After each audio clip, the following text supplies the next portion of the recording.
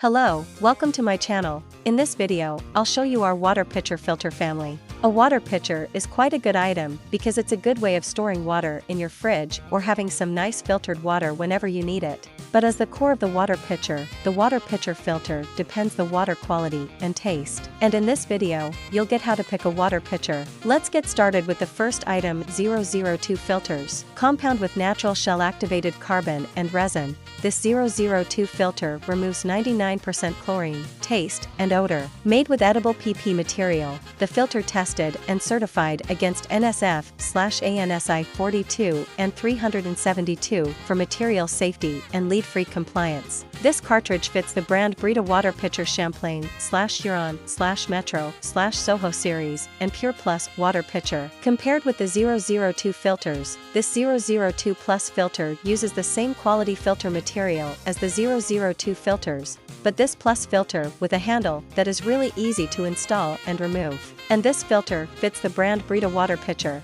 Next, I would show you the 950Z filter. Compared with the original PUR filter cartridge, the Pureplus 950Z filter removes 99% heavy metal and chlorine reduction, and with high water flow, it brings you to drink fresh water faster. This filter fits brand PUR PPF 900Z, PPF 951K, and CR 1100C, with the best quality water pitcher filter.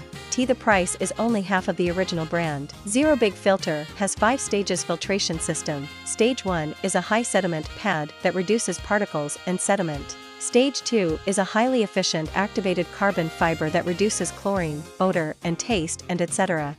Stage 3 is the coconut shell activated carbon that reduces more than 26 major contaminants such as heavy metal. Stage 4 is the patented lawn exchange resins, which remove 99.9% of total dissolved solids. And the last stage is a high-density sediment pad which reduces ultrafine particles.